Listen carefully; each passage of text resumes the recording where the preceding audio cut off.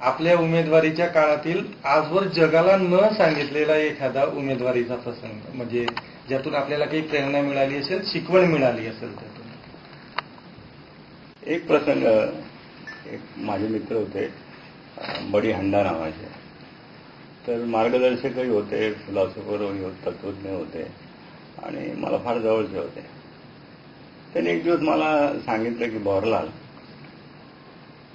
यार, मेरा एक दूसरा दोस्त है, वो बहुत तकलीफ में है, उसको 1,00,000 रुपये चाहिए. आता त्यावेळेला 1,00,000 रुपये म्हणजे माझ्यासाठी आज 1 कोटी रुपये जसे आहेत त्याच्यापेक्षा जास्त होते आणि मजवळ 1,00,000 रुपये नव्हते. तर तो तू उसको 1,00,000 रुपये देंगा, मदत करेगा उधार, तर चांगलं राहील असं त्यांचं म्हणणं. बड़ी मेरे पास 1,00,000 रुपये तो नहीं है देने के लिए, पर मानो मैंने इधर उधर से लाके दिया तो तुमको लगता है क्या वो वापस कर देगा.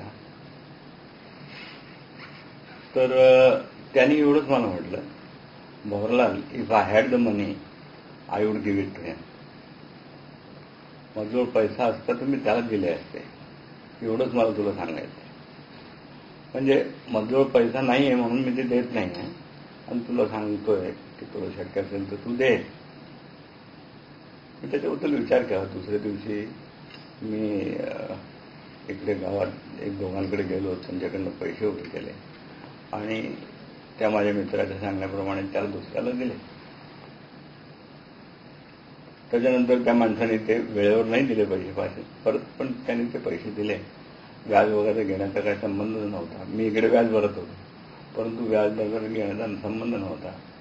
त्यांनी दिले पैसे परत. माझ्या जीवनामध्ये हा फार मोठा प्रसंग आहे असं मी मानतो. म्हणजे मैत्री सांभाळण्यासाठी त्या माणसाजवळ पैसे नव्हते तरी त्यांनी आपल्या मित्राला पैसे मिळावे असं आग्रह धरला.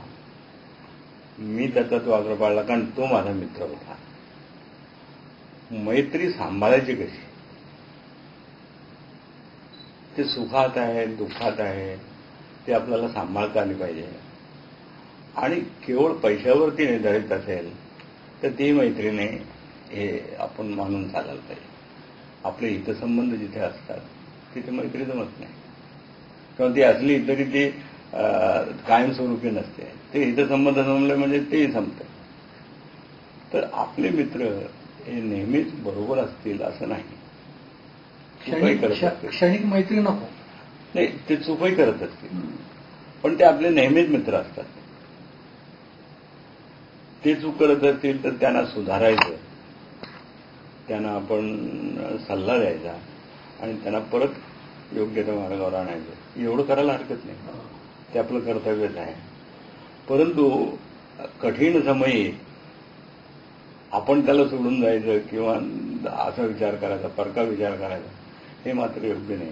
त्या माणसाने शेवटी तो वर आला, त्याची एजन्सी त्याला राहून गेली, नाही तर त्याची मुलं बाळं सगळी रस्त्यावर आली असती अशी ती परिस्थिती होती. आता त्याच्या मुलाबाळांचा विचार करणारा हा माणूस आणि त्याच्याकडनं मी घेतलेला हा धडा मी आयुष्यभर तो अजूनही पाळतो. आणि म्हणून फारच प्रेरणादायी आणि विचाराला भारावून टाकणारा असा, मनाला भारावून टाकणारा असा हा प्रसंग आहे. तेव्हा वाईट गोष्टी जर घडल्या आपल्या जीवनामध्ये, आपल्याला सकारात्मक नाही अशा गोष्टी वाटल्या तर त्या कधी आठवणीत ठेवूच नाही. आणि ज्या नकारात्मक गोष्टी आपल्या जीवनात घडतात त्या कधी आठवणीत ठेवू नये आणि सकारात्मक घडतात त्या कधी विसरू नये. हा सुखासमाधानाने जगण्याचा मूळ मंत्र आहे. आणि तो असल्या सगळ्या या प्रसंगांमधनं माझ्यासमोर येत राहिला.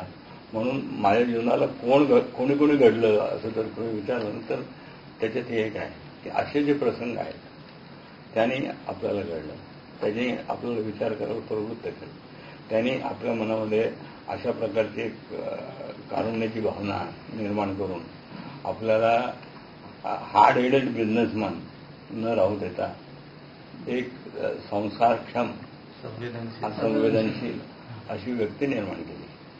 ती जर झाली असेल तर ती असल्या प्रसंगामध्ये झाली.